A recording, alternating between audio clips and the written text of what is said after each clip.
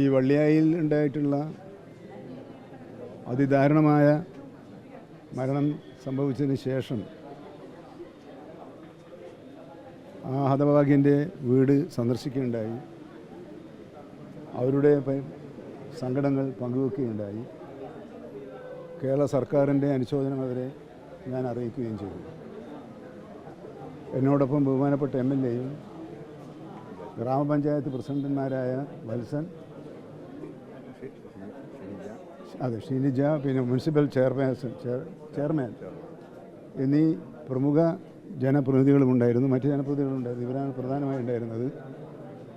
അതിനുശേഷം ഞങ്ങളിവിടെ വന്ന് നിങ്ങളെല്ലാം മനസ്സിലാക്കിയതുപോലെ ഈ പ്രശ്നത്തിന് നാളെ ആവർത്തിക്കാതിരിക്കാനുള്ള മുൻകരുതലുകൾ എന്തൊക്കെയാണ് എന്നാണ് നമ്മൾ ചർച്ച ചെയ്തത്. മറ്റ് സ്ഥലങ്ങളിൽ നിന്ന് വ്യത്യസ്തമായി ഇവിടുത്തെ സബ്ജക്റ്റിൽ മാത്രം ഒതുങ്ങി നിന്നുകൊണ്ടുള്ള വളരെ ഫലപ്രദമായ ചർച്ചയാണ് നടന്നത്.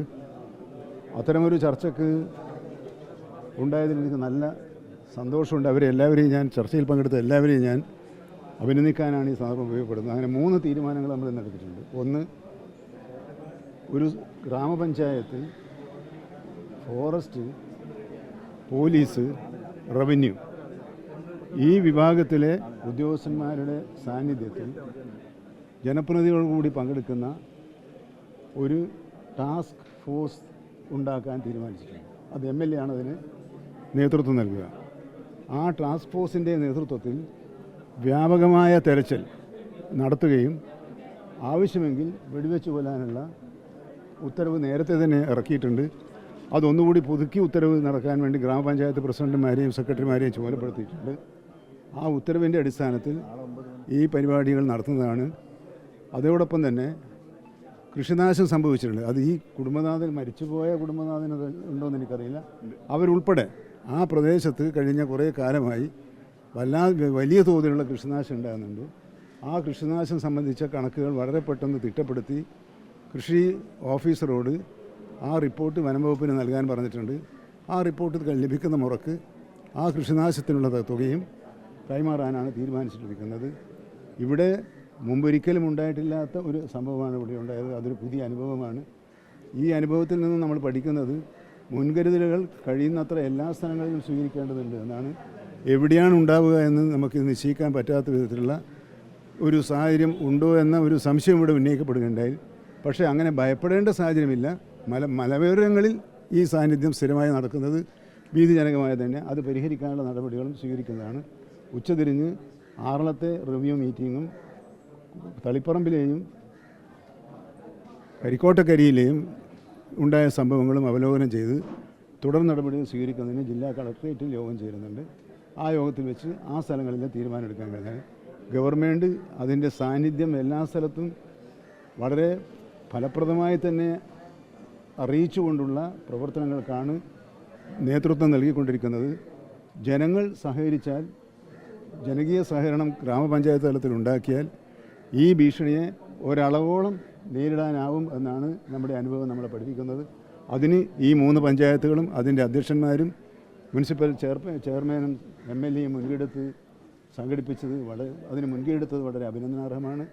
ആ പാതയെ മറ്റുള്ളവർക്ക് മാതൃകയാകും വിധത്തിൽ നിങ്ങൾ പൂർത്തിയാക്കും എന്ന് ഞാൻ വിചാരിക്കുന്നു. ഈ ആറളത്ത് പന്നിപ്പടക്കം പൊട്ടിയാണ് കരിക്കോട്ടെ നോക്കാം.